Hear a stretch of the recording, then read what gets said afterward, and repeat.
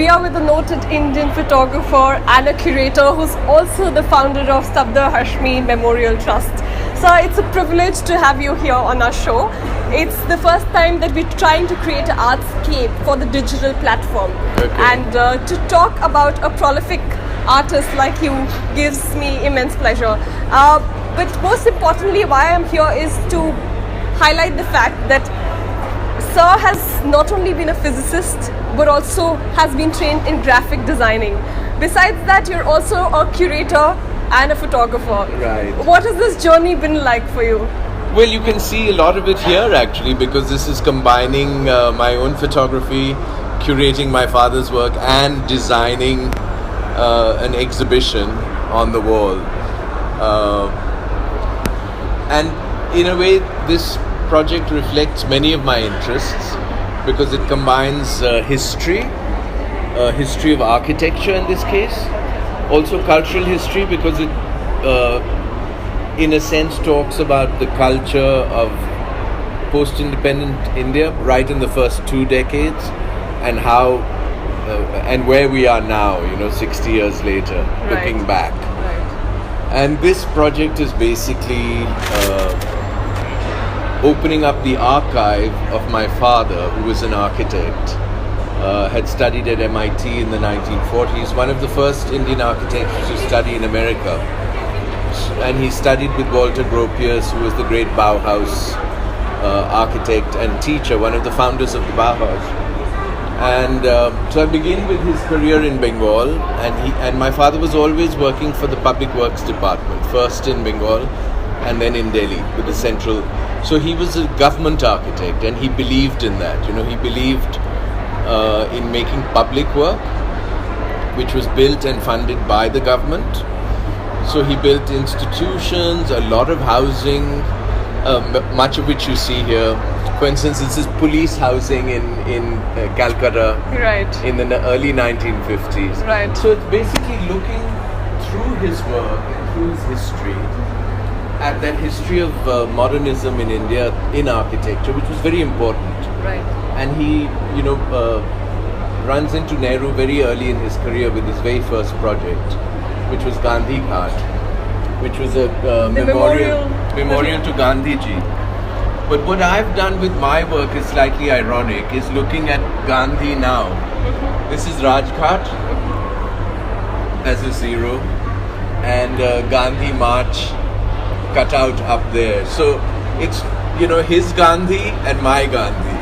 Are you, in the sense, trying to converge the two periods, or are you contrasting them? It's just, different ways of looking at how we memorialize figures. So what are like you that. trying to emphasize here? I'm not trying, that's for you to, interpret. I've just presented it to you. So, this is showing buildings all over India, which were designed in Delhi by him. And then on that wall, which we can shift to, shall we shift there? Shall we? No, that's okay. So we'll cut there. That's okay. Yeah. What is very interesting is that your art is not only aesthetically pleasing, but is also very political. Could you define the nature of political art that you do, and what sort of it is? Is it very participative? Is it? Well, I thought, since the art fair is really about galleries who show art that they want to sell.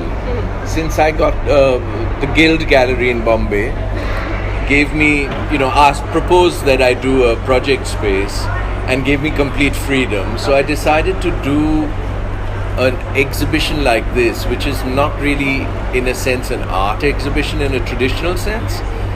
But I think it's a good venue to present a piece like this, which has got text, which has got press cuttings, which has got vintage photographs, because I think it tells a story. I mean, what is art about? Art is in a way telling a story, and all art is relevant to society and politics on some level. But this is actually looking at the politics of cultural identity and cultural construction, because this modernism was particularly in the Nehru, what we call the Nehruvian era, was very important in making the identity of the new India. So I thought this would be a good, place to present work like this. When you talk about the place, I would like to know if you think India Art Fair as a particular entity or as a fair is a very accessible place for the public to exercise, or is it just like one of the other museum spaces which are enclosed surfaces, which do not like public penetration in the spheres which are highly affluential? No, but I think it's precisely, the reason to do it in an art fair is, Tony, you're going to have to stay out of the frame. Oh, I'm sorry, you're being filmed. Yes. He's also a filmmaker. Oh, wonderful. No, I think the venue of the art fair is very important, and that's why I've done this exhibition here, because of the public access. I think in a museum or a gallery, it's a very restricted audience. Whereas here, you have a chance of a much more wide audience, maybe people who don't normally go to museums or galleries. And I also thought, because this is related to the city, that this would be interesting for people because they would recognize some of the buildings. And buildings are important because you live in them and you work in them. And they really define your, not just your city, but yourself in a way. And that's why I thought it was important to do it in the art fair. Your work also takes us through the journey between different periods. Of course, you've said Nehruvian era and how architecture has sort of found itself in a misplaced identical space. What is it that you would propose now that there have been drastic changes which are actually something which your artworks increasingly and advocatively sort of depict? Yeah.